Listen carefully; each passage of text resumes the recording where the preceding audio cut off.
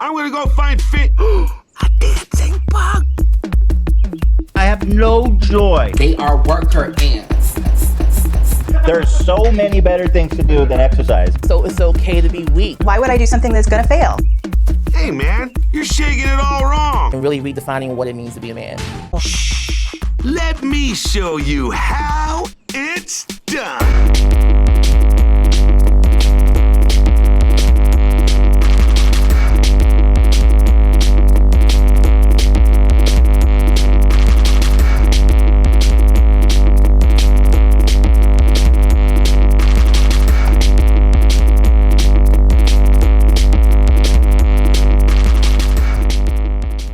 Today we will be discussing the reject modernity trend on YouTube and, more importantly, the villains to that movement. I think it's more than safe to say that Zyzz has become the face of this movement. To put it as briefly as possible, Zyzz went from World of Warcraft player to bodybuilding legend. Unfortunately, Zyzz passed away at the young age of 22 in 2011. If you're curious about Zyzz's past, I recommend checking out SunnyV2's video he recently posted. In this video, however, we are going to be talking about the impact Zyzz had on the YouTube community, as well as the people who are currently trying to oppose the exercise movement. There have been a lot of YouTube channels dedicated to posting content in this format, examples being Balkan Gains, Xanders, and LKE Productions. Two channels that have put their own spin on this format are Arcdelio and GigaCheddar, and I highly recommend checking them out. Videos in this format are usually around 40 seconds to 2 minutes.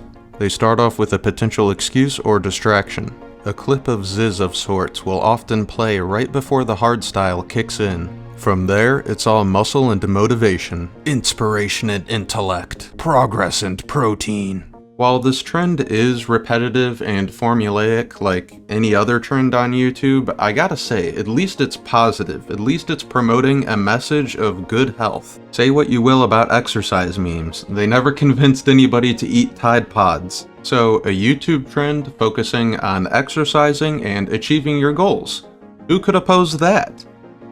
Actually, quite a few people. Truly redefining what it means to be a man. They are useless without us. They can't do nothing. So it's okay to be weak. I'm not gonna be submissive. Life's too short to exercise. Diets are 95% failure rate. Why would I do something that's gonna fail? This is Angelina. She was in a Miley Cyrus music video which sparked a debate on whether or not this is promoting an unhealthy lifestyle. She went on Good Morning Britain to talk about body image and the entertainment industry. We've had all this with Tess Holliday. She's on the cover of Cosmo and it's all celebrated. There's no mention of it being a dangerous weight. Honestly, if you were really concerned about people being obese, you would take yourself off the air because you're not exactly slim yourself. Well, right? okay, I'm 220 pounds and I'm 6'1". Right, you're 5'4" and you're 380 pounds. I think that if you were really concerned about glorifying obesity, you would take yourself off the air. But I'm not obese. Period. It's just a statistical medical fact. You're fat, though. You're fat, though.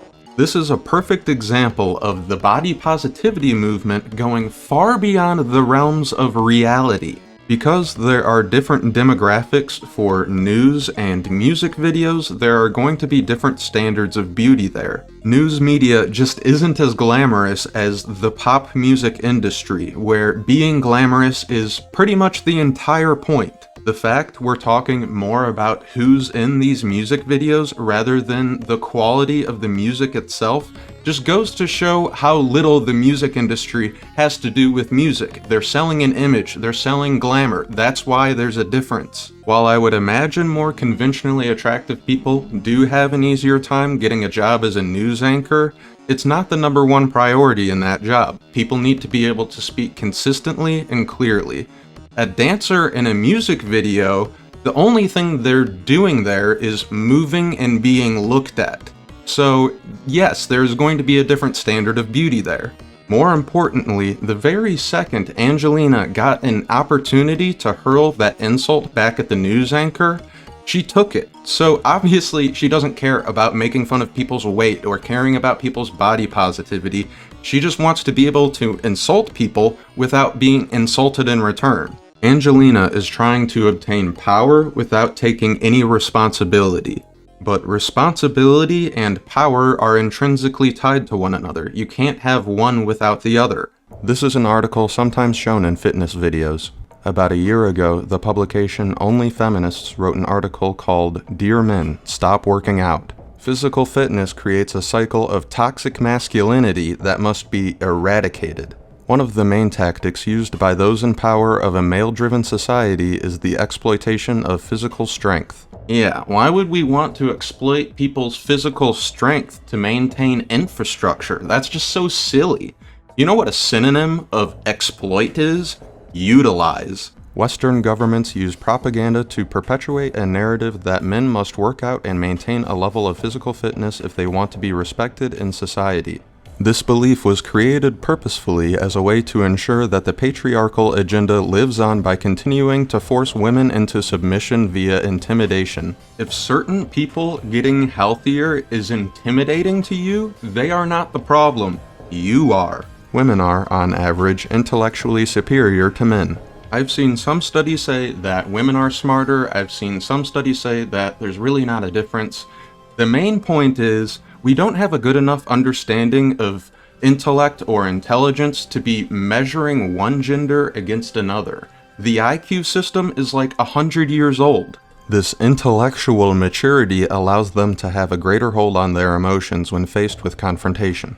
In comparison, the fragility of toxic masculinity creates an atmosphere where men feel the need to prove themselves as an alpha.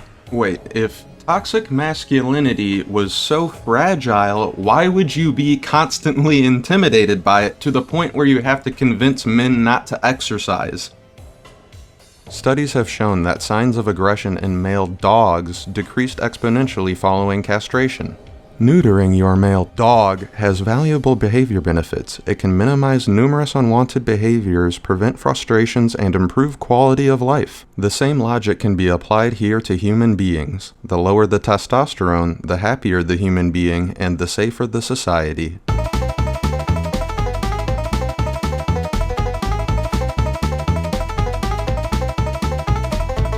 Unfortunately, castration is not an option for humans at this point in time due to the lack of research in the field of synthetically engineered sperm which is necessary for procreation.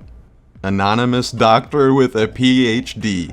The difference here being, of course, we are not animals or pets. We are human beings as well, believe it or not. Like when you declaw a cat, you're not doing it for that cat's mental well-being or for their behavioral health.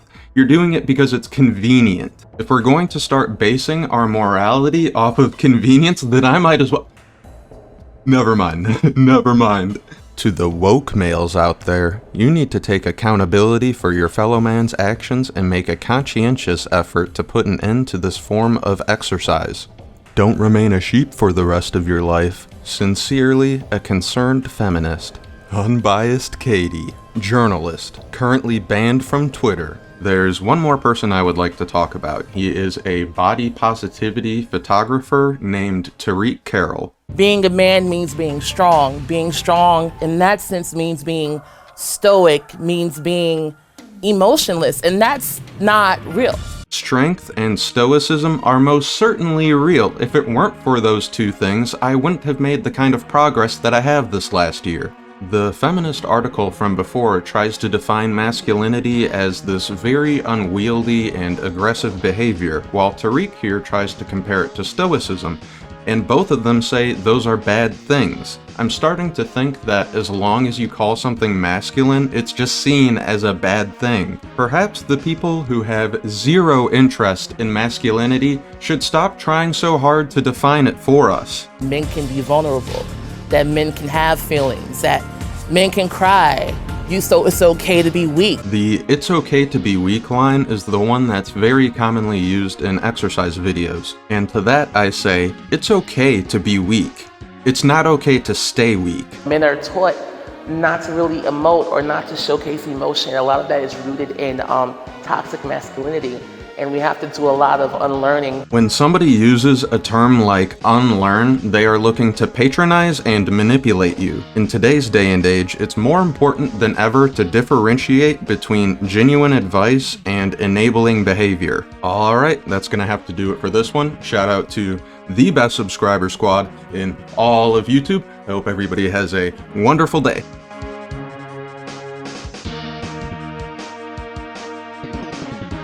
Living in a time of secret organizations, we're living in a time of corruption, and mostly a time of dictatorship.